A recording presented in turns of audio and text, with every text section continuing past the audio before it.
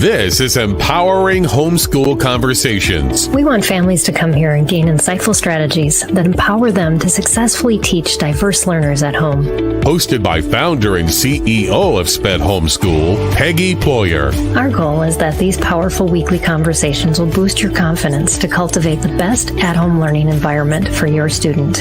For more homeschool resources, go to spedhomeschool.com. You're listening to Empowering Homeschool Conversations with Peggy Ployer.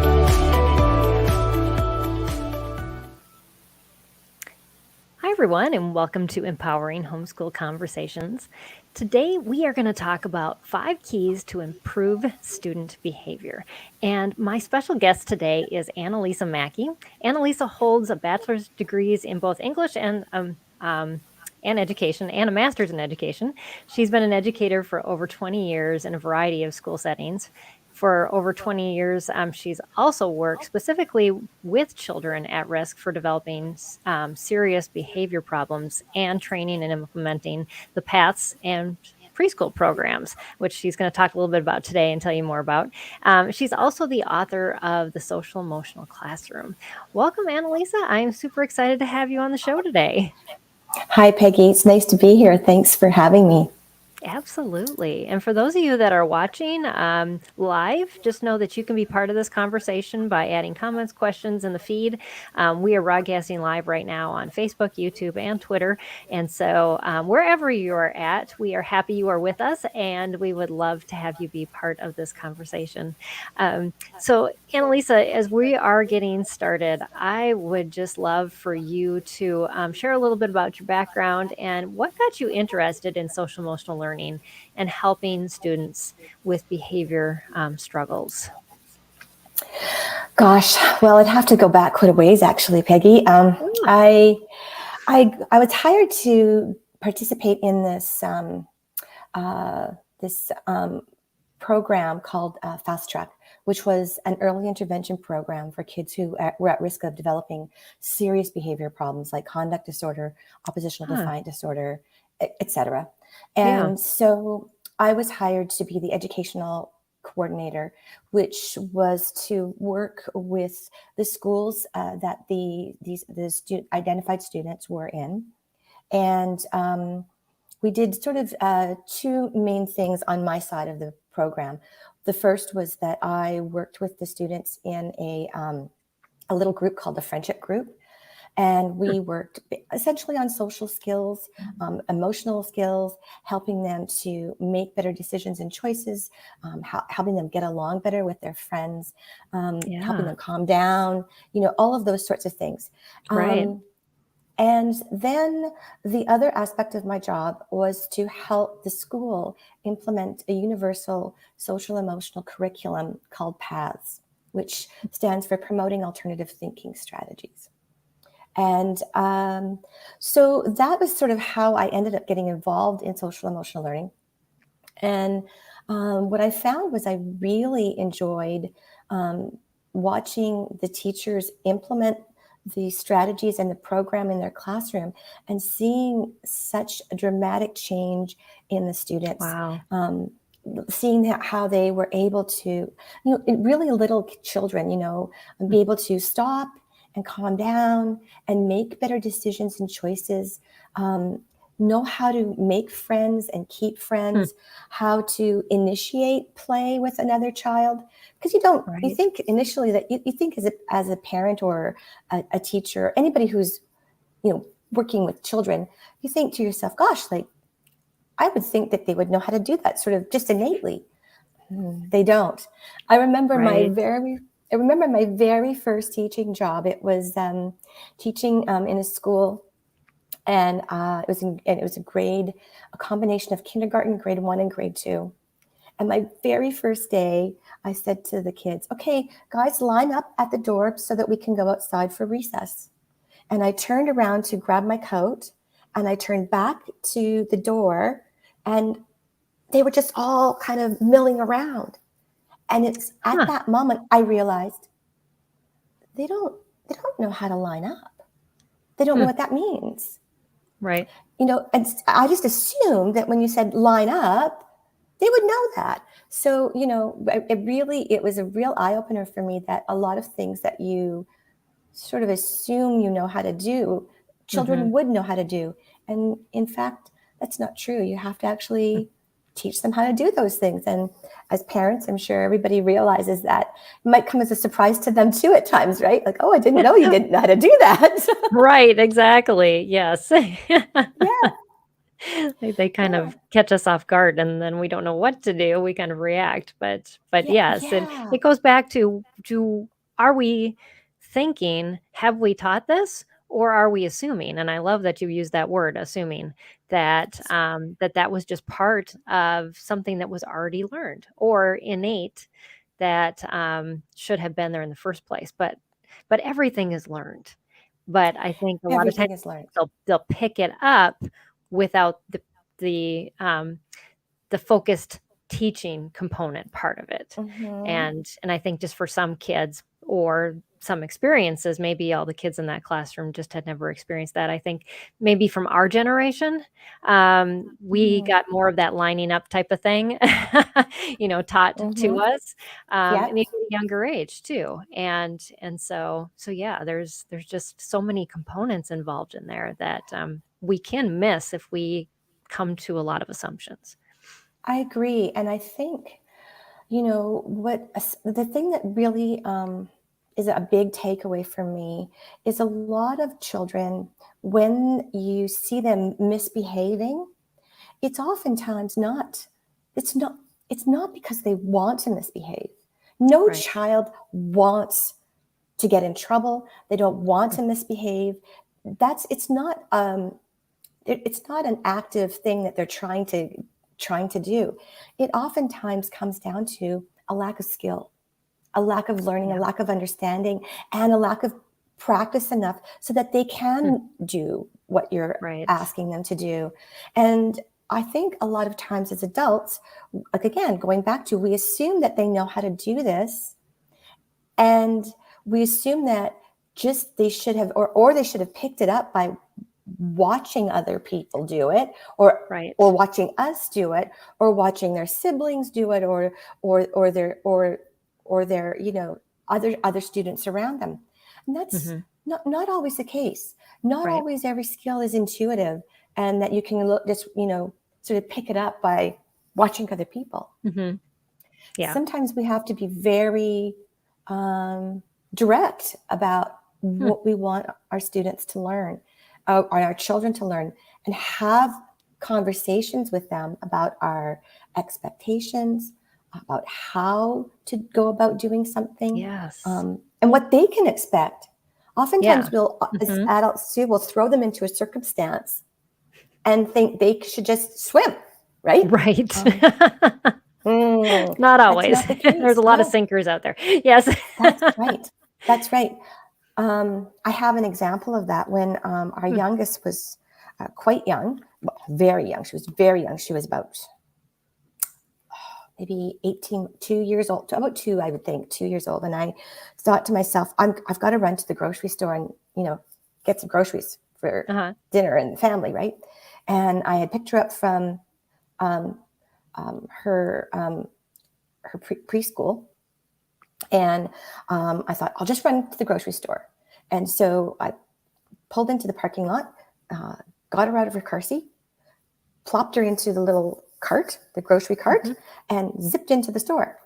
And she was tired and wanted a snack, and that wasn't really, what she was expecting to do. And Right.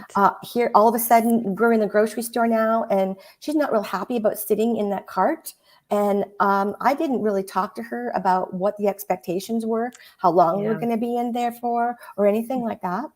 And so, of course, uh, unfortunately, she had this big meltdown in the grocery store. It was Mm. really, as a parent, you're embarrassed and mortified, and thinking, oh Yeah. my gosh, this is just really terrible. So I ended up leaving with no groceries, and of Oh. course she was upset, I was frustrated, it was a bad Hmm. situation. And Yeah. then that night, while I was laying in bed thinking about it, I thought, well, gosh, that was not fair, Hmm. really, of me.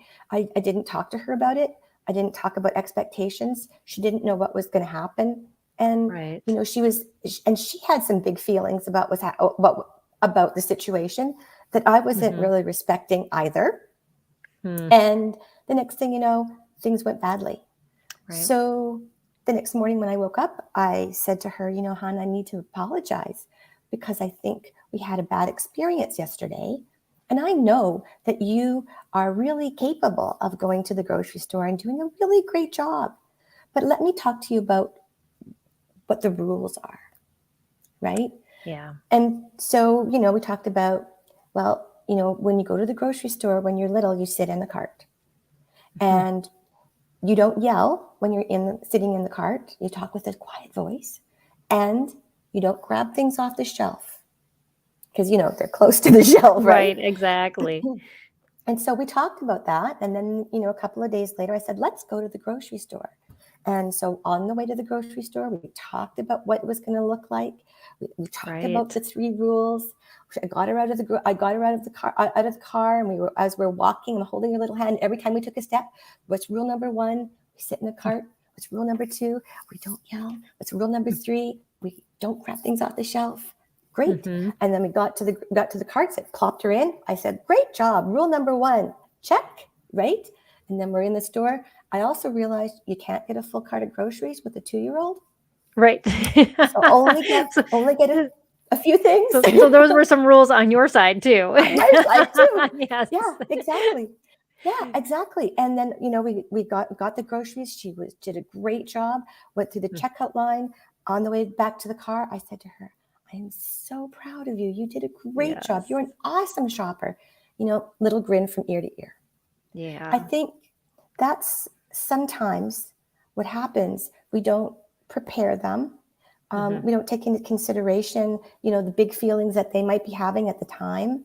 Absolutely. Yes. And things go badly. And sometimes it's just about being prepared for the situation. Yes. And it's hard. Yep. It's hard as parents and teachers to always be prepared. You don't necessarily always realize you need to be prepared in that situation until you have the experience. Yeah. And I think that's where behavior comes in, is if we can look at behavior as an indication that training needs to be put in place. And I think that was that was a game changer for my parenting when I realized the behavior shouldn't be my point of frustration. It should be my point of waking up. And when I was it's your call to action, right? That mental shift, I was like, oh, now I get it. It's the child isn't supposed to have this innately figured out. That's my job to help with that. But this is the wake up moment that training needs to happen. And so I'm super excited for you to share with us these 5 keys to improve student behavior, because they are things that we can use when we have those wake up moments to then say, okay, what components can we train in to actually start giving this child the equipment and the understanding that they need to go in successfully. Agreed. So, yes. Yeah. Agreed. So yeah. Share with us number 1. What is the first key? Number 1 is self-awareness. Being able to understand that you have feelings, and to understand what those feelings are. So knowing what they're called. A lot of children only come to school knowing about 4 or 5 feelings. Usually it's happy, sad, mad, scared. Happy, sad, mad, scared. And that, as an adult, that there are many, many, many, many, many more feelings that we can feel. But if you don't have the word for it, you can't think about it in any way. So first thing would be, in terms of your self-awareness, for helping your child be more self-aware, is to talk about different feelings, what they feel like, what they're called, and maybe even times that you might feel that way. Not necessarily, there's never always a hard and fast rule about, if you're getting an ice cream cone, you're happy. And if you have to go to bed early, you're sad. Like, that is not Yeah, always the case. exactly. But I think making sure children understand that there are generally things. So eating something that you enjoy, for example, might make you happy. Yes. Doing something that you weren't expecting, that you were hoping to be able to do, maybe might make you sad. So I would talk about it more in generalities. That's a good point. Yeah. I because I'm an English teacher as well, I really loved to be able to introduce different emotions through stories. Oh, And yes. I think that is a really great opportunity for parents, especially to be able to talk about new feelings by trying to find a story that talks about that emotion. I would also urge you to share times that you have felt that way. It builds your relationship Right. with your child, and it helps make that connection even stronger, to share experiences and then to ask if they might have felt that way before. So self-awareness is really important. Also, also understanding that our bodies, our physical bodies, play a huge role in how we feel. Yes. If and we sort of understand that when our children are really little, but we kind of, I think, forget about that as children get older. That is true. So Yeah. yeah, so like, are they getting a good sleep? Because sleep impacts how we feel, how we're able to Absolutely. think. It's hugely impactful. So sleep is something that you want to consider and talk to your children about, making sure that they get a good sleep, because it will make them feel better emotionally as Right. well. Being able to, are they getting good exercise? Exercise is really, really important. And I know that in today's world, a lot of children are not getting the type of enough exercise. But Right. exercise also really affects our mental well-being. So we need to think about exercise as well. Food, the quality of the food that we're eating. If you don't, if I know as a teacher, if when children came to school, if they hadn't had good sleep, if they hadn't eaten very well, if they were dealing with a lot of emotional things, they just aren't ready to learn, Right. because they're not at a good starting place. Right. So understanding, being self-aware of, am I getting good sleep? Am I eating well? Am I getting some exercise? Hydration. Are they drinking enough water? Absolutely. Yes. Especially, you and I were talking earlier before this started. I live in Arizona, and you Yeah. living in Texas, and we have had a tremendous amount of heat, right? You Yeah. know, is everybody, are you dehydrated, right? Right. That's yeah. These are basic things, but I think that we forget about how important they are to how we feel, and how we Absolutely. feel then drives how we behave, right? So Yeah. these are some fundamental things that we can think about, and that is really about self-awareness, being able to, think about how you're feeling, how you are physically, and those two things play a role. I think we often think sometimes that our brain and our body are separate. Oh, no, That yes. Until you have, they're like, not. something like pain that you deal with, and then you Mhm. realize, "Oh, I can't do anything when I'm in Yeah, this pain." Yes, and but for some reason, we forget that again when we're right. not feeling that anymore. But Yeah, and those two things are together. We are one human body, and mhm, our brains, um, from the moment we're actually, before we're born, our brains start to gather information, and it starts to create what we call concepts. And hmm, from those concepts, our brains make predictions about a lot of different things.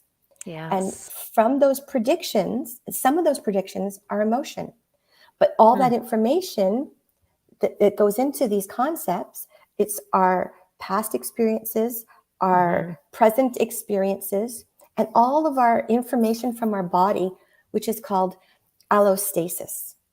Okay. And the purpose of our brain entirely, the whole purpose, is to keep this body alive and functioning. Right. So, we need to consider the whole body when we're thinking about these things as well. Yes. Yes. Yeah. It's hard to think when a child reacts that it wasn't just their thinking that caused that reaction, but it was, Mhm. it could be a variety of different things. I mean, you have to be like a detective to sometimes Yeah. get down to the bottom of what was causing it. Because I know a lot of our parents have like kids with sensory issues, and Mhm. it may be the lights in the room, maybe the smell. I had a child that was super sensitive to smell, and it took me the longest time to realize his behavior was related to what I was cooking. Um, and, and Yeah. it was like, oh, you get those wake up moments and you go, oh, well, we can change this. Yeah. But it's a Sometimes it does process of require some detective work, right? yeah. Yeah. I Exactly. th- I think that's true. Like we learn that when we're brand new parents, Mm, or you bring home that baby, and you're now responsible for keeping this infant alive, and right. doesn't come with the manual, as we all know. We wish it did, but it doesn't. Yeah. And so you got to figure it out. And each child is different. Some Uh, have more sensitivities to things than others. Some, and it all you work to try to figure it out. But when right. they're really, really little, you really tend to focus on the physical nature of of the baby, Right. manifesting itself as an emotion, right? Mhm. So are they hungry? Are they tired? Are they wet? Are they bored? Have they been sitting in the same Mhm. place? Those are really basic things, that we start to, when the child is fussy, you Right. start to go, okay, what's wrong? And start to go through your little checklist of stuff, right? Mhm. Those often are very physical things. And the physical Yes. things are manifesting themselves emotionally. Yeah. Mhm. Yeah, but we And never that's, lose that. It's just we no. move to another level. And is that where Mhm. self-management kinda comes in to the Yes. picture? Yeah. And so let's Yes. move on to that and talk a little bit Mhm. about what self-management number 2 is. Number two. So again, the purpose of the brain is to manage the body, or I like to call it the body budget, right? Mhm. So, you know, we have to take care of those fundamental things. And working with our concepts is one of the ways to help manage self-awareness, self-management, or deal with self-management.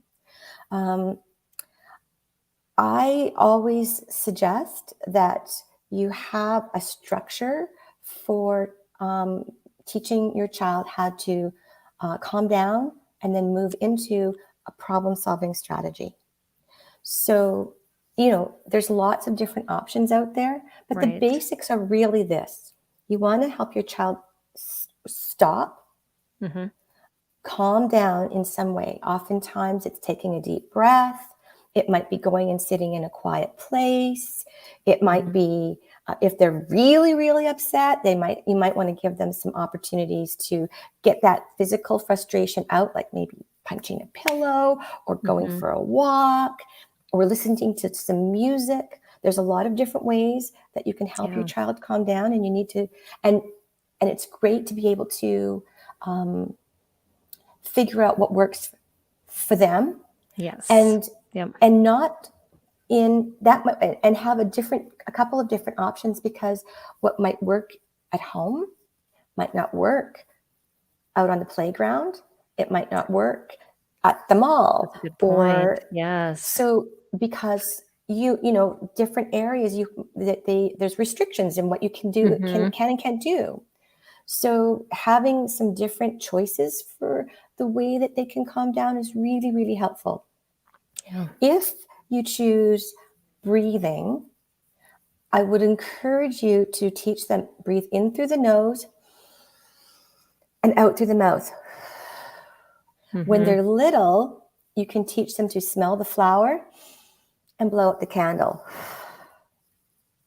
Yes. So that is a calming strategy for children. And then once they're calm, they need to think about how they're feeling. What are the feeling words that are coming up for them? Hmm. And then what ways can they solve that problem? I mean, if they're super happy, there's nothing to really solve, right? That's great. You're happy. But if Right. if you're overexcited, you can also get into a situation where you misbehave because you're overly excited, Right. That's a good point. Mm-hmm. right? So comfortable feelings might not always mean that you need to um, go into that self-regulation strategy. Mm-hmm. But oftentimes more uncomfortable feelings are the things that drive it. Right. But sometimes comfortable feelings that get you overly excited can drive that too. Right. And they can take guards down that should be up, like just Right. for safety and boundaries and all those things that the children should naturally have, or that we should teach them. but Definitely. um, Mhm. but yeah, when the child's excited, they'll sometimes approach strangers, and then yeah, that puts them in a place of danger. And so It could, yes, yes. that is, it's something to think about, is where are those Mhm. emotions taking you?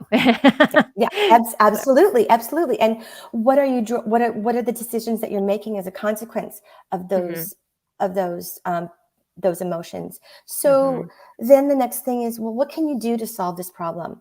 And what I would really encourage adults when you're helping children to learn how to problem solve effectively is yeah, I mean, all of us as adults, when you're working with kids, we kind of know what the answer should be because we've been there kind of. before, right? We've been Yeah, there, done that, got the t-shirt.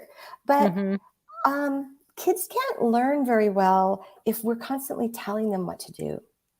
And yes, we're so it, and we as adults, parents, educators, you know, we we want children to be able to go out into the world and make great decisions and choices mhm, on their own, right, without us having to sort of second guess them all the time.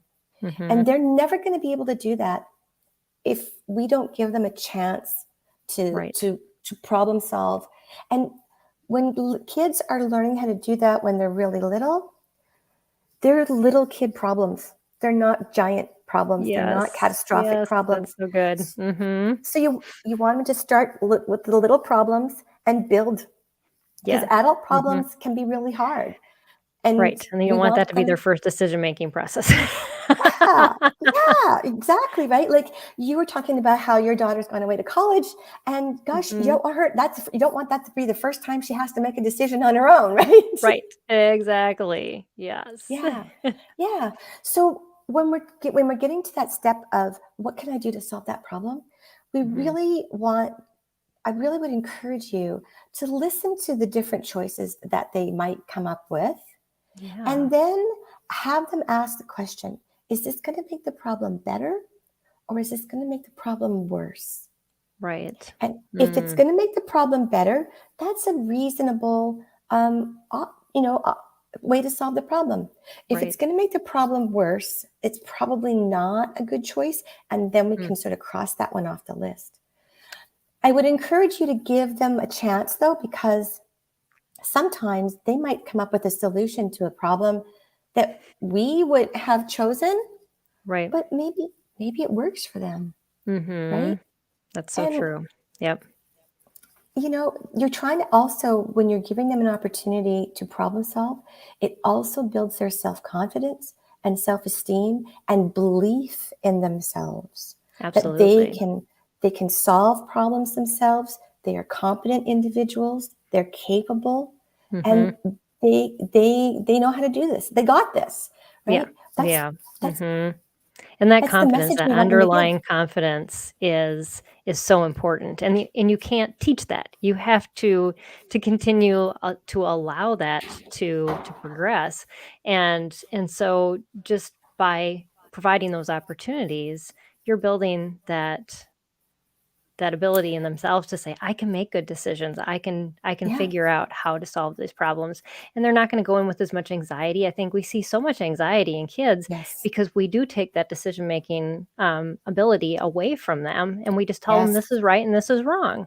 Yes. And instead of all, trusting that they're going to make good choices, and they want to make good choices, but they They have to know do. how to make good choices.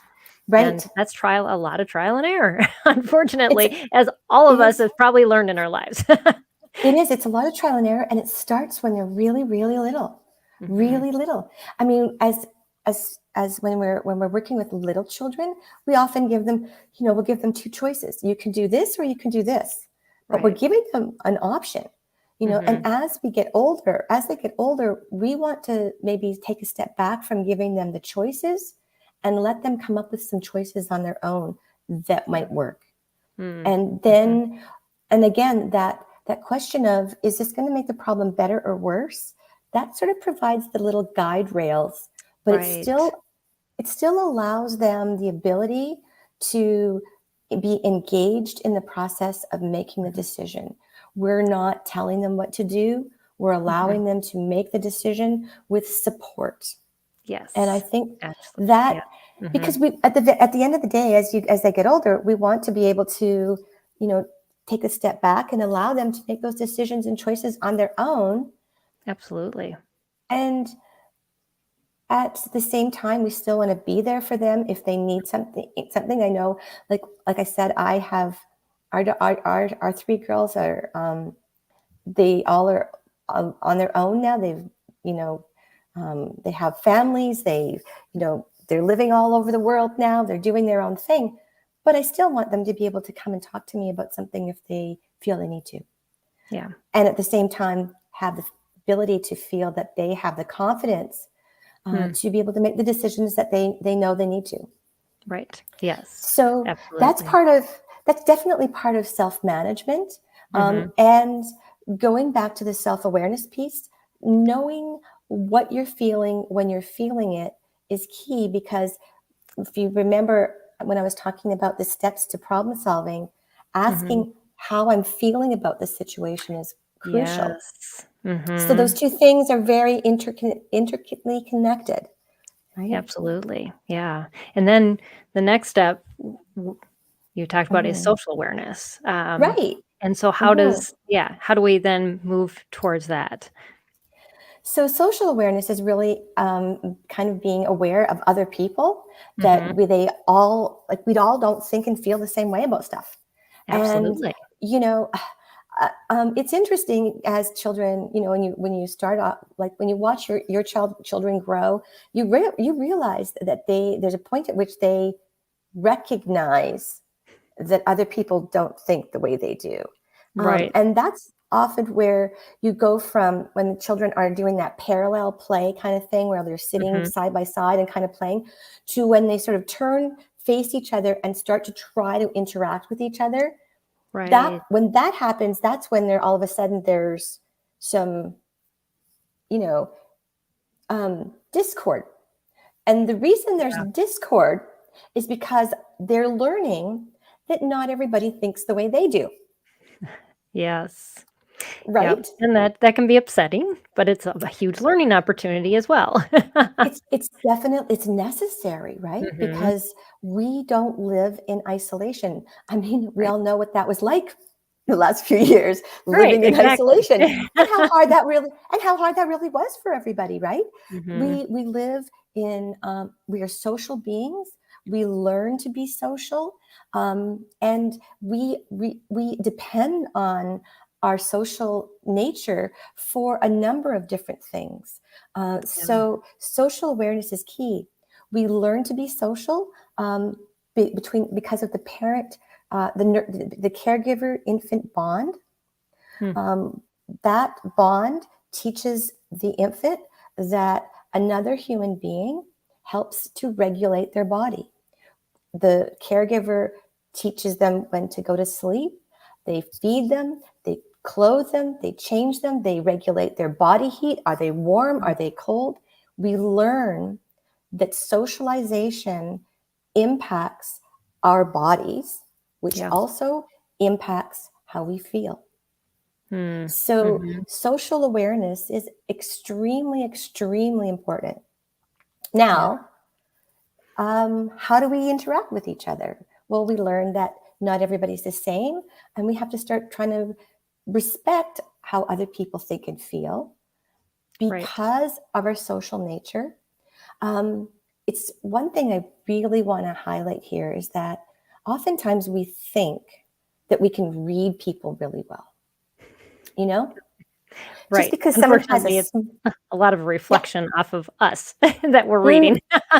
Oh my gosh, that is so true, Peggy. You know, we cannot read other people well. Right. Just because somebody has a smile on their face does not mean they're necessarily happy. Mhm. Just because someone doesn't look like they're listening to us doesn't mean they haven't heard every single word we said. You Right. know, um, body language, facial expression, the only way we can really tell how that other person is feeling is if we ask and they Yes. choose to answer truthfully. Mm. That's a There, very good caveat to the end of that. Yes. mhm. That's so true. Mhm. I mean, how many times do we have people say to us, "Oh, how are you feeling today?" And you say, "Fine." Mhm. Does that fine ever really encompass how you're feeling? Right.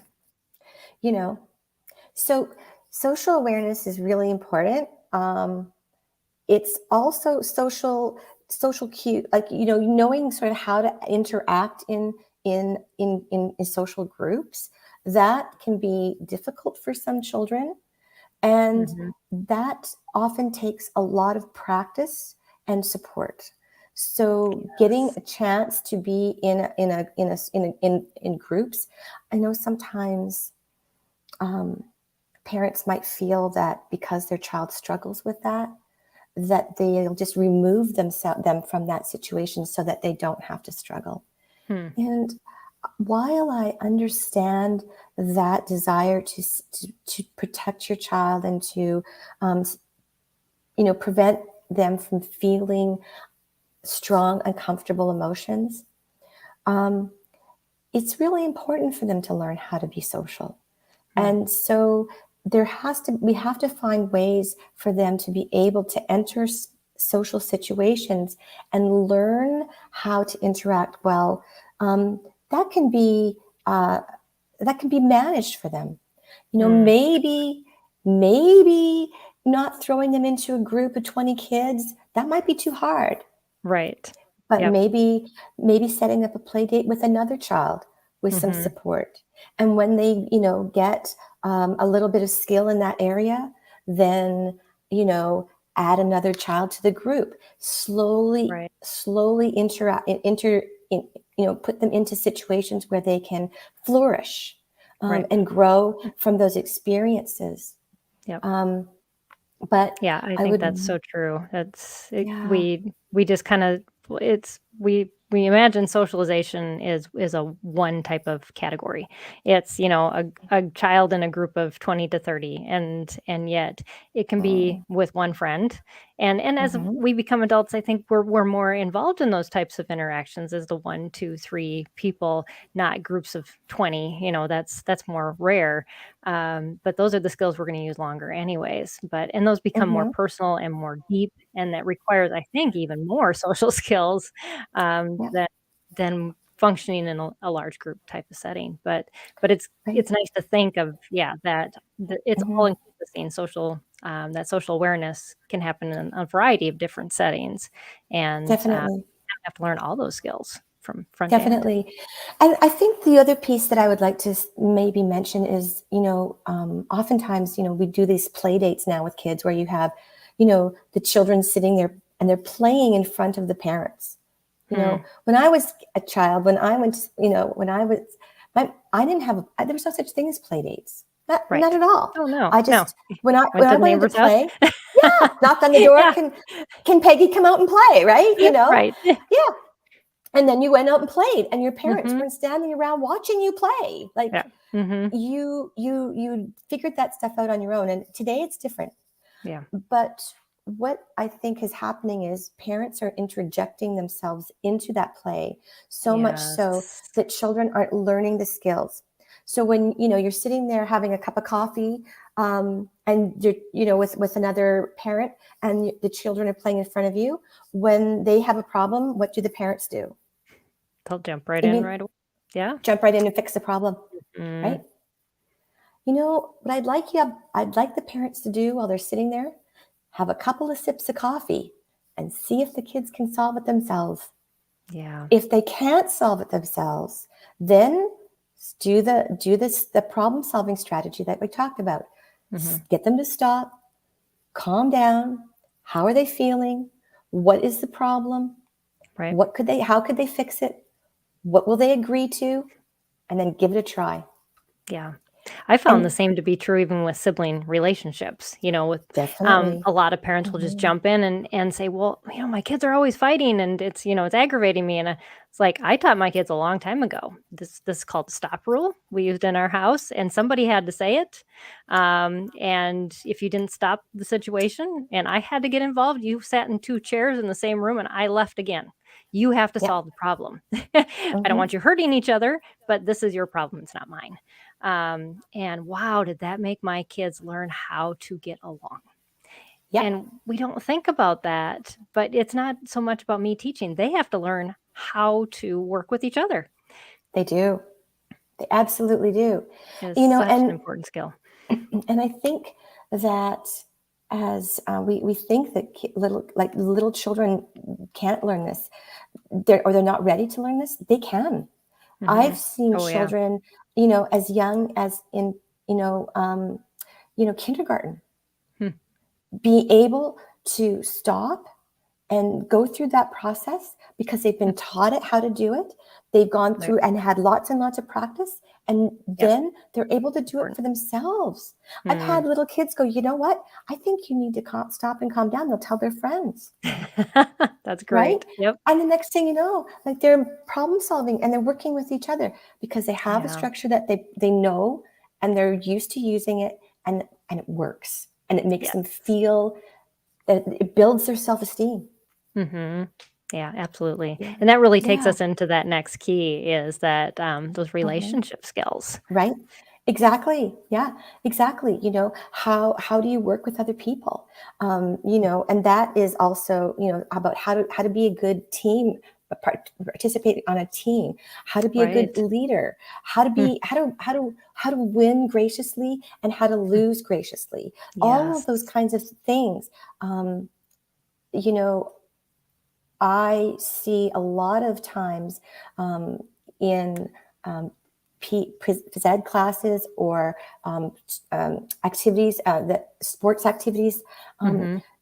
coaches are often talking about these things a lot. And I don't think they Right. realize that what they're doing is teaching relationship skills. Mm, They don't really understand, they don't really see it that way. They think they're just right. coaching the kids and helping them to, do better in the sport so that they can, you know, win the game or whatever it is they're doing.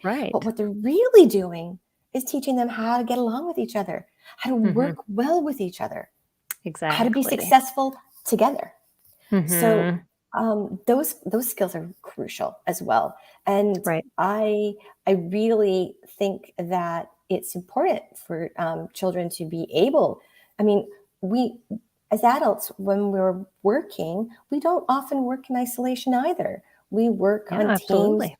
we Mhm. work together, and if we can't do that well, you know, um, oftentimes that really impacts the success that we have in our careers. Oh, absolutely, because we can't do everything ourselves. There's other people who have other gifts, and if we don't utilize those gifts that those other Mhm. people have and we try to do everything as a one person type of um yeah, it doesn't work because we can No, only do so much. I mean, I love people that love to do budgeting and are detail oriented because that's not me. I And agree. and they love that I can be a visionary and not worry about, yeah, other things. So, And but that, yeah. So but yeah. yeah, but we have to Mhm. play off we can't do that if we just say, "Well, I can do it all myself." We're not Mhm. setting up our kids too for to be successful if Exactly. they can't learn how to use what they do best and then let other people do what they do best alongside them, and Yeah. to be okay with that, and to know how Yes. to navigate that as well. Yes. Agreed. Agreed. I think you had mentioned that there was a question about perfectionism earlier. Yes. Yes. And Yep, that was from Mandy. Yeah, I think that really comes into play here. Hmm. It's really about relationship skills as well as self-awareness and self-management. You know, None of these things are in isolation. They Right, all and yes, fit together. exactly. Yeah. But, perfectionism, not everybody is good at everything. And Mhm. you as a person are not good at everything. So Right, what can you excel at and be good at? And what can you allow other people to excel at and be good at? Because everybody right. needs to be able to feel that they are good at something. Mm, And mhm. so, as much as you want that self-esteem to feel proud of the things that you are good at, you know, Yeah. you also want your friends to feel that same level of pride and confidence. And so, you know, letting them flourish and shine as well as, in the things that they're good at. And you try to flourish and shine in the things that you're really good at. Mhm. Um, at the Yes. same time, realizing that as self-management, if this perfectionism is when is it a problem? When is Oh, it that's a good point. Yes, good when thing to is it ask. getting yeah, is this making the problem better or is this Hmm. making the problem worse? Right. So Mhm. going back to problem solving, this potential issue of perfectionism as well. So Yeah, again, like I said, as we just said, these skills don't stand in isolation. They work absolutely. together, um, and so that is a way to think about working or trying to help your child with an issue of perfectionism. Yes, yes, that's so true. As you were talking about that, I was thinking about just how, again, as a parent, jumping back into, trying to solve the problem, and Hmm. then your child, they can't do that with their friends either. Yeah. And so we have to model that on how do Hmm. we allow others to fail? How do we allow our child to fail so that our children can Hmm. allow others to fail? Because they're going to Yeah. reciprocate that the same way in those relationships. And so if we're going back and we're saying our child is so critical about other people, well, okay, now how am I critical about them? Am I teaching the right thing? Hmm. Or is it something that needs to go back to, what I'm doing and then to reteach them so that they can have just be better equipped for those relationships in the long run. Definitely, definitely. I think, you know, it's not always about coming up with the right answer, Mm, you know, mhm. and, it's okay to be wrong. Yeah. In my world, failure stands for first attempt in learning, Oh, I love that. Yes. right? Mhm. And we're always so afraid of our kids to fail or for us to fail, but we learn through failure. That's how we Yes. learn. And we You we make know, things better through failure. right, We actually invent through right. failure. Yes, that drives creativity and learning. Mhm. So, I think we really have to try to get over this bugaboo of thinking that failure isn't an option. Right. Failure Yeah. should be an option. Failure has Mhm. to be an option, Yep. because Mhm. we don't grow from a lot from anything that we grow from failure. So, Yeah. thinking about that as a way to maybe address some perfectionism, the fear. I think Mhm. perfectionism could maybe, and I wouldn't want to speak for every person or every child, but perhaps the the drive for perfectionism is because of a fear of failure. And so maybe if we're Yes. talking about that differently, um, Mhm. it might alleviate some of that concern. Yeah, I see it too, and I'm a coach as well, and I see it in my students when I show them something new. "Oh yeah, got that," and they'll take off, and then when they fail, they come back and say, "Can Mhm. you teach me?" do that. Yeah, Because then I they don't think I realize, I don't yeah, think I quite got that. I don't think I But got that. Yeah. it Yeah. takes them a while to realize, "Oh, this is harder than I thought it was, That is and now I'm mhm, willing to learn." But that failure is is a very important part of the learning process because it opens up their willingness to listen and to learn something different than they had preconceived as the right way to do something. And definitely. so you just yeah, have to embrace Definitely. it. Yeah. Yeah, Well, I wanna absolutely. make sure we get to the last point, Mhm. and that is, responsible decision making. Right, and I think we've been talking about that one, from the Yeah. very beginning. As I said, it's not these are not these skills do not stand in isolation, Mm-mm. but it's really about, understanding that we learn from errors, we learn from failures, Right. and our brains, as I mentioned, are predicting brains. If they waited for all the information to come in and then respond, we would always be lagging behind, Right. Absolutely. right? But our brains take what it knows, and it Mhm. goes, okay, I think this is what's going to happen, and it predicts. But we learn from the prediction errors or the failures. So the brain Yes. learns that, okay, so this particular guess that I Mhm. made was wrong, Mhm. and now I need to adjust my concepts so that then I Yeah. can make a better prediction or guess next Mhm. time. So if we are always trying to eliminate Hmm. failure, you're trying to eliminate how you learn. That is profound. Say that again. If you try to eliminate failure, you're trying to eliminate how you learn. Yeah. Yeah, Yeah. absolutely. Yeah. And, you know, again, we really need to try to help our children understand that, you know, it's not failure, it's Yeah. first attempt in learning. Mm. Um, I think it's really again, I just want to go over the problem solving steps one more time for people. Yeah. Yeah. And Mhm. I'm not going to say that there's one particular way in our programs. Hmm. In our middle school and high school, we use a strategy called SCOPE or SCOPE IT. In high school, SCOPE stands for stop, consider the problem, what are the Hmm. options.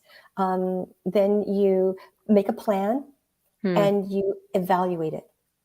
Yeah. So that's how the middle school program works in terms of, and we try to give a mnemonic device so that kids can remember it. So if I see a child Ah. having a difficult time, I go, hey, I think you need to scope that, Ah. Mhm. right? Right. And they'll go, oh yeah, that's right, and then they go back to the steps that they know. Uh-huh. Um, and sometimes I've had our kids also say to me, I think we should scope this, right? Hmm, mhm. But it gives them that Right. language though, to be Hmm. able to say, "This is where I think the next step should go," Right. versus, just, "I'm floundering here, and how do we work this out?" Yeah. Yeah, and Mhm. ha and Yeah. and then expecting the adults in their life to just tell them what to do. Right. Yep. Mhm. In high school, we add on to that. We talk about the scope again, stop, consider the problem, options, make a plan, evaluate. But then we Mhm. add IT. The I stands for insight. What did I learn here? And then Ah. T stands for transformation. Mhm. How is that information that I've learned? How am I going to take that in? And how is that going to change who I am as a person? Does Right. it, do I want to be the kind of person that does X, Y, or Z? Hmm. And so, it helps. What we're trying to do is help them to realize that the experiences that they have, the decisions that they make, all go into who they become as people, right? Right. And we would hope what we'd like to see is that it's intentional Mm. more than just it just happened, right? You Right. know, Yeah. Mhm. are Yep. you who you want to be? Hmm. Because you can take some responsibility and and participate in who you become. Exactly, and that it's the influence that they're choosing to exert, Hmm. um, and they have to realize that that's a choice. It's It's a not just choice. It's not just I'm just going with the flow and this is what's happening to me. No, you have a Yeah. choice, and you have a Yes, you choice do. to either change the direction or trajectory of what's going on or to go along with it. And what do you have the power to do? And yeah, but all of these things that you've been talking about, that adds up to, this whole behavior is coming, and from things that we have to get to the bottom of, um, even self understanding, Yeah. Yeah. and then taking that to that choice level. So Mhm. it's that whole progression, but internalizing it, and we do have to do it so Mhm. quickly. And so Yeah. that practice, practice, practice, like you've been talking Yeah. about, is just what's required. It's key. It's really key. Mhm. I think as we get older, we kind of, I don't know. I hate to say this, but I think we sort of stop being introspective. We just kind Yeah. of go with the flow, think we've got it, and moving on. Right. Yeah. I I've been there, done that, and learned everything I Yeah, can. yeah, Yeah, yeah, no, it's not yeah. a good attitude to have. It's not a growth mindset. It's not a Mhm. learning mindset. We Right. need to think about the fact that we're learning and we're working on being a better person from Mhm. the moment we are born until the day we take our last breath. Yeah. And that is it's a lifelong journey. Yeah. But there's skills that we can learn that can help us along the way, and practice, practice, practice. Absolutely. Well, thank you, Yeah, Annalisa. This was an amazing discussion. I'd love for you to talk just a little bit about the Paths program that you touched on. sure. And I know you also offer, options to homeschool pods and learning Yeah, groups. And yeah. so that's something our viewers especially would be interested in. But just Hmm. give an overview of the Paths program and then what, Sure. homeschoolers also can take advantage of. Right. So we have programs from preschool to grade 12. Our program from preschool to grade 5 is called the Paths Program, Promoting Alternative Thinking Strategies. Our middle school program and high school program is called the MOSI. And they are both programs that teach the skills that we've been talking about: self-awareness, self-management, social awareness, relationship management, and responsible decision making. Mm. They start off teaching these skills when they're really little, and then as kids get more experience, we build on them. The program talks about issues that children are facing at the age that they're at, so that we Oh, give them the that's good. skills that they can to be able to address the things that they're facing at the time that they're in that age Mm. range. Mhm. Um, what's nice about our programs is that they're more preventative Hmm. rather than Mhm. reactive.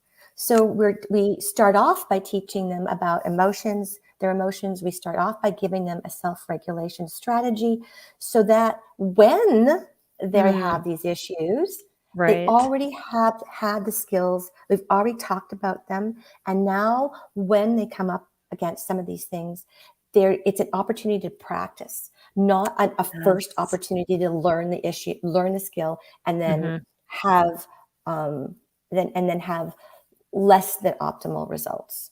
So these are preventative Mhm. programs, and what's nice is that they can be taught, um, you know, on a one-on-one situation, but Mm. more often it's better if they're in a small group, because then the children can talk amongst themselves about what they Right. think about the Mm. situation, get other people's perspectives, other children's perspectives, other like-minded perspectives as Mhm. well, and also different ideas around the situation, Right. and then they can learn to how to work together as well at the same time. So if you have learning pods, this is a great opportunity to do something like this with those small groups. Yeah, and I'll share Yeah. both of those, links on the show notes, in the description on YouTube as well as the podcast. But it's pathsprogram.com and then Mm, pathsprogram.com, /home dash school. So you can find out more information about all of those things and those resources that Annalisa and Paths provides. Well, thank you so much. This was an amazing conversation. I thoroughly Thanks. enjoyed it, and I'm sure our viewers will too as they pop in. A lot of them popped in live. We're very quiet today, but that's okay. I saw lots of hearts and things going on. So Great. but yes, and then this will be available in the podcast in a couple weeks, so I'm excited for that too. But thanks Fabulous. for kicking off our month. We're talking about behavior. This was a good way to launch into that, and I appreciate all of your insight and everything that you shared today. Thanks so much for the opportunity, Peggy, to talk to your audience. I hope I was helpful. I Oh, hope yeah. that there was some nuggets of wisdom that people were able to take away. And I hope everybody Yeah. just has a wonderful, wonderful day and a great Absolutely. October. Yes, I know. We're launching into a new month. And that means, yep, we have a new theme. And next week we're going to talk about executive functioning behavioral intervention strategies for parents. So you'll want to join us back for that episode, same time, same place. And until then, everybody, thanks for being part of our community. Check out our resources at spedhomeschool.com, and God bless. And we'll see you all next week. Bye, everybody. This is Empowering Homeschool Conversations, provided by Sped Homeschool. Go to spedhomeschool.com to get resources and support for